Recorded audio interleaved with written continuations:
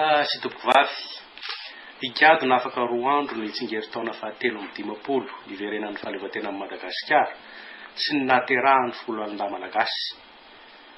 Andro firavoravona entina mafisina oronatrano ny fihavanana sy ny firaisan-kinan'ny malagasy manerana ny lavaliny nosy. Soatoavina nolovaina tamin'ireo razantsika ny fampirabana sy fampiraritsoa amin'ny toninandro toy izao. Noho izany na dedeo aza ny anjara anandrify amin'ny andraikitra sahanina dia tsy ho adinoana ny mandondombaravara ny isan-tokantrano mba anolorany ny arahaba ho an'ny vahoaka malagasy rehetra tratran'ny asaramanitra. Engane ka samby ho tratry ny andro mahafinaritra ny 9 Jona ny tsirairay ka ankalaza zany ampahamendrena sy ampilaminana. Fotoana ny fanoloran-tanana ny fetim-pirenena, fifanampiana arak'izay efa mahazatra antsika. Nefa ihany koa fifanoloran-tanana natao andravonana tanteraka ny kitotaona teraka ny tsy fijery politika satria tanindrasana iraisana i Madagasikara. Madagasikara izay maleo tena sy manana fiandrianany ka mila arovan'ny olom-pirenena rehetra. Ny ndraikitra tsy efa mankohono adidin'ny olombelona.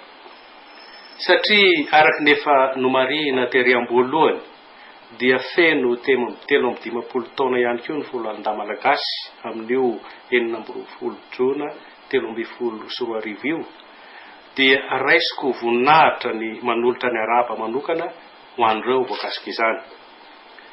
Miarahaba nareo miaramila rehetra atao anatin'ny tafika malagasy ny zandarmariam-pirenena momban'ny ankohonanareo tsirairay avy tratra ny tsingeritaona fahatelo amby 50 ary maniry ihany koa anareo ny hanao fety sambatra izay tsy maintsy ho tanterahantsika ao anatin'ny filaminana feno ka sady hahefa ny adidy isika no hahazo ny fahafinaretana sahaza. Tompoklasy tompokivavy, nifaningitra tamin'ny fanombohan'ny Repoblika Malagasy ny fijoroan'ny folo alindahy malagasy ary izany nahatonga azy tsy afa-miala tamin'ireo zava-misy teto amin'ny firenena. Nandalo fizedrana mafy isika atao anatin'izany 50 taona izany kanefa isaoran'Andriamanitra fa na dia voahozonkozona matetika aza isika atao anatin'izany dia vao mainka nanamafy ny firaisan-kina ao anatiny. Tsy noho ny iray na noho ny roa nefa no nahatonga izany fa noho isika rehetra miaraka mila izay tsy mitsahatra ny mitandro toy ny anak'Andriamaso ny firaisam-pirenena.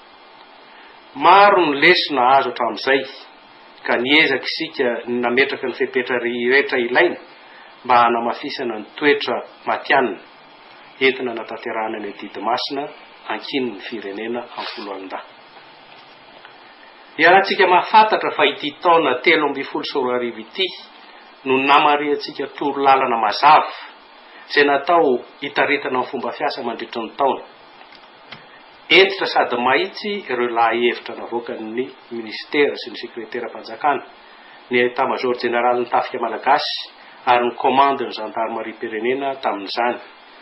Ka na dia teo aza ireo hambana isan-karazana dia tsy nahasakana ny fampiaran'ireo torolalana ireo izany fa vao mainka nanamafy azy enim-bolana teo aoriana. Ary inona fa mbola ho tsaratsara kokoa ny vokatra hatramin'ny faran'ny taona. Teraina ny fihebakoana rehetra sy nambaratonga noho izany ary akasitrahana ihany koa ny fihetsika mendrika avy amin'ny miaramila tsirairay avy. Antso no ataonay amin'izao ankatoky ny fetim-pirenena sy ny fetin'ny folo alindahy izao dia mbola anehoantsika ny fahaiza-manao miaraka amin'ireo vondrona miaradia amintsika mandritra ny fanatanterahana ny matso lehibe any amin'ny toerana misy antsika tsirairay avy. Ny tanjona dia nijoroana trany ho mendrika ny tanindrazana. Ho ela velona ny folo alindahy malagasy ho amin'ny tanindrazana.